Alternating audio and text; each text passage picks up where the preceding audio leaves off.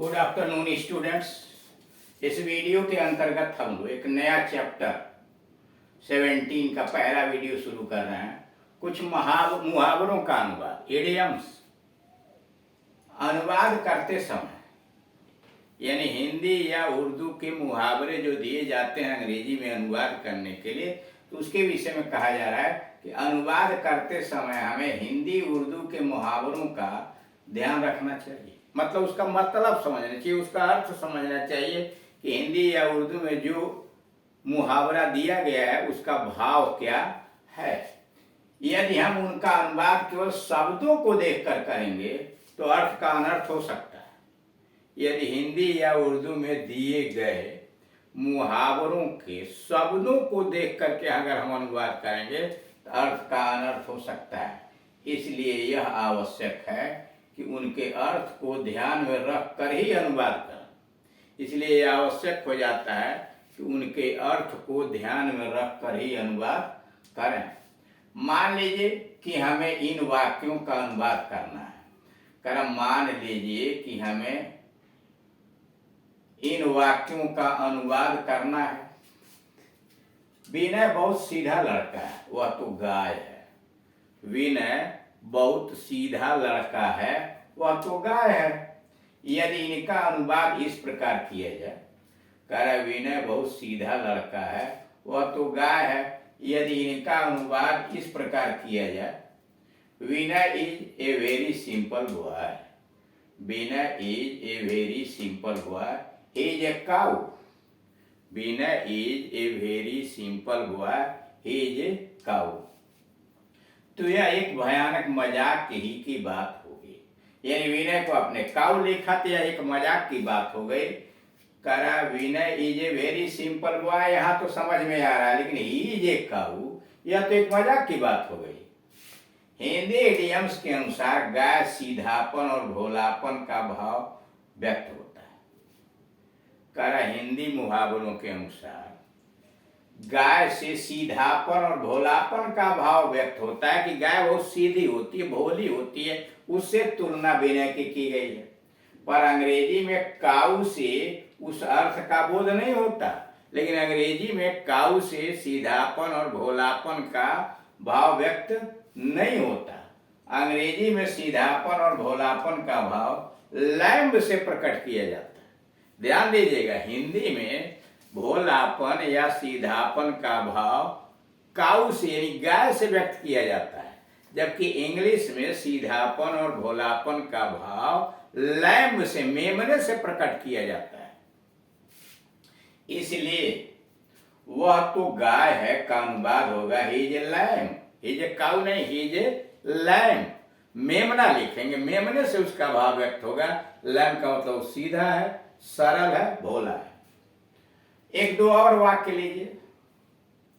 आवश्यकता आविष्कार की जननी है। आवश्यकता आविष्कार की जननी है। Necessity is the mother of invention. आवश्यकता आविष्कार की जननी है। नेसेसिटी आवश्यकता is the mother of invention. दूसरा वाक्य लीजिए। इच्छा विचार की जननी। इच्छा विचार की जननी है। Wish is father of thought. Wish is father of thought. अब यहां ध्यान देने की बात है कि दोनों वाक्यों में जननी आया हुआ है। यानी वाक्य नंबर 1 में भी जननी आया हुआ है और वाक्य नंबर 2 में भी जननी आया हुआ है। ठीक, यहाँ पहले वाक्य में जननी का अनुवाद मदर हुआ है, क्योंकि यह इंग्लिश इडियम के अनुकूल है। यहाँ पहले वाक्य में यानी आवश्यकता आविष्कार की जननी है। Necessity is the mother of invention. यहाँ जननी का अनुवाद मदर इसलिए है कि यह इंग्लिश इडियम के अनुकूल है। पर दूसरे में जननी का अनुवाद मदर नहीं हो सकता। लेकिन इस वाक्य में इच्छा विचार की जननी है। इच्छा विचार की जननी है। इसमें जननी का अनुवाद मदर नहीं हो सकता, क्योंकि इंग्लिश ईडियम के अनुकूल नहीं है। यहाँ अगर हमने लिखा कि wish is mother of thought तो गलत माना जाएगा, इसलिए कि इंग्लिश ईडियम के अनुकूल नहीं है। इसलिए यहाँ जननी का अनुवाद मदर नहीं फादर लिखा गया है, फादर हुआ है, इसलिए यहाँ जननी का अनुवाद फादर हुआ है, मदर नहीं। तो इससे स्पष्ट हो जाता है कि अनुवाद करते समय हमें हिंदी उर्दू के इडियम्स के अर्थ को समझ लेना चाहिए। यानी इससे यह बात बिल्कुल स्पष्ट हो गई कि हमें अनुवाद करते समय यानी हिंदी उर्दू के इडियम्स का इंग्लिश में अनुवाद करते समय हिंदी उर्दू के मुहावरों के अर्थ को, उसके मीनिंग को समझ लेना चाहिए। और यह भी ध्यान देना चाहिए कि अंग्रेजी में उनका उपयुक्त अनुवाद क्या हो सकता है, और यह भी ध्यान देना चाहिए कि इंग्लिश में उन हिंदी उर्दू के मुहावरों का उपयुक्त अनुवाद क्या हो सकता है। आपको बहुत से ऐसे हिंदी उर्दू के इडियम्स मिलेंगे, आपको बहुत सारे ऐसे हिंदी उर्दू के इडियम्स मिलेंगे जिनका अनुवाद इंग्लिश इडियम्स के अनुसार होता है। कहा जा रहा कि आपको बहुत से ऐसे हिंदी उर्दू के इडियम्स मिलेंगे जिनका अनुवाद इंग्लिश इडियम्स के अनुसार होता है, पर कुछ ऐसे भी इडियम्स होते हैं जिनका अनुवाद इंग्लिश इडियम के अनुसार नहीं होता। कह रहा आपको बहुत से ऐसे हिंदी उर्दू के इडियम्स मिलेंगे, हिंदी में भी मिलेंगे और उर्दू में भी ऐसे मुहावरे मिलेंगे जिनका अनुवाद इंग्लिश इडियम्स के अनुसार होता है, पर कुछ ऐसे भी इडियम्स होते हैं, यानी कुछ ऐसे भी इडियम्स हैं जिनका अनुवाद इंग्लिश इडियम के अनुसार नहीं होता। उनका अनुवाद उनके अर्थ के अनुरूप उपयुक्त शब्दों के द्वारा किया जाता है।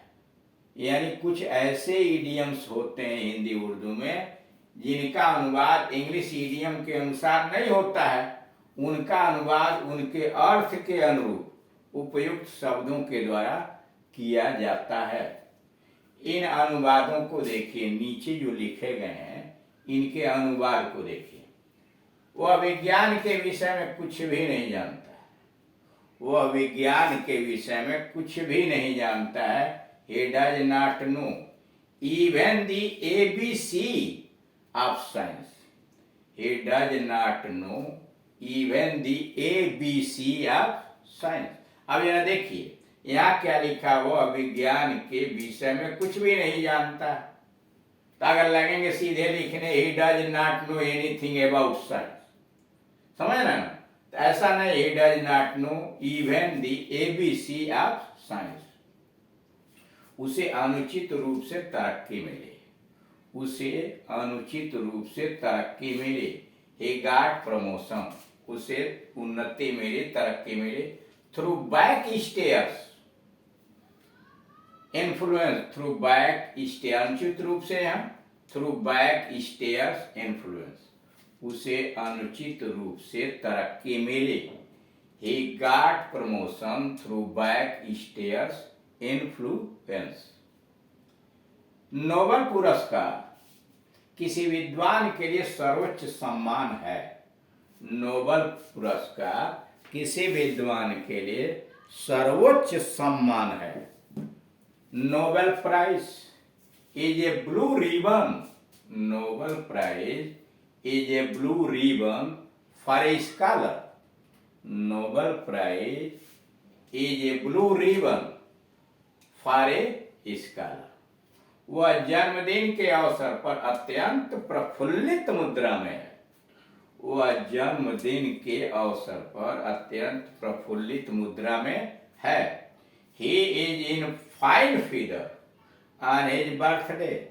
He is in fine feather on his birthday अथवा he is in high fever, he is in high fever on his birthday.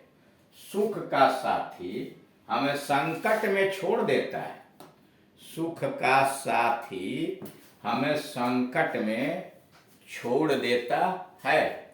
A fair weather friend, a fair weather friend, सुख का साथी leaves us in trouble, a fair weather friend leaves us in trouble. इस प्रकार से आप देख रहे हैं कि हिंदी और उर्दू में दिए गए मुहावरों का अंग्रेजी में अनुवाद करना, इंग्लिश ईडियम के अनुसार अनुवाद करना कुछ का तो हो जाता है, यानी कुछ ऐसे ईडियम्स आते हैं हिंदी उर्दू में कि उनका इंग्लिश के नियमानुसार उनका अनुवाद हो जाता है। लेकिन बहुत सारे ऐसे मुहावरे हिंदी उर्दू के हैं जिनका अनुवाद इंग्लिश की ईडियम्स के नियमानुसार नहीं हो पाता। उनका अनुवाद करने के लिए हमें उचित अर्थ समझना चाहिए कि हिंदी में या उर्दू में जो मुहावरा दिया गया है उसका मतलब क्या है, उसका अर्थ क्या है, और उसके लिए उचित शब्दों का चुनाव करके और तब अंग्रेजी में ट्रांसलेट करना चाहिए। तो इस तरह से आप देख रहे हैं कि ये मुहावरों के कुछ मुहावरों के अनुवाद की शुरुआत की गई है। आप जैसे जैसे वीडियोस देखेंगे, मनन करेंगे, अधिक से अधिक उसे आप दिमाग में बैठाएंगे, वैसे ही इन चीज़ों में आप कुशल होते चले जाएंगे। अब आपका यह कर्तव्य बनता है कि अगर अंग्रेजी आप सीखना चाहते हैं, जानना चाहते हैं, तो आप अधिक से अधिक पुस्तकों को पढ़िए, ध्यान से सुनिए, वीडियोस को देखिए, और अगर आपको कोई समस्या खड़ी होती है तो इस दिए गए नंबर पर 8115-730 और दूसरा है 9935-839683 पर कॉल करके आप अपनी समस्या का समाधान करा सकते हैं।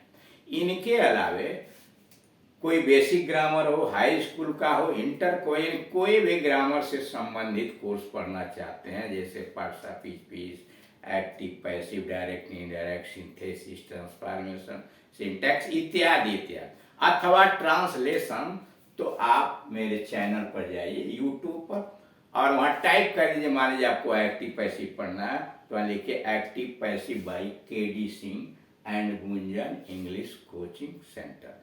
आपको सारे वीडियोज क्रम से दिखाई दे जाएंगे, उनको देखिए, और अगर पसंद होता है तो आप उस ग्रामर को पढ़िए, और अगर समझ में कोई बात नहीं आती है तो आप हमसे संपर्क करके समस्या का समाधान कर दीजिए। Thank you.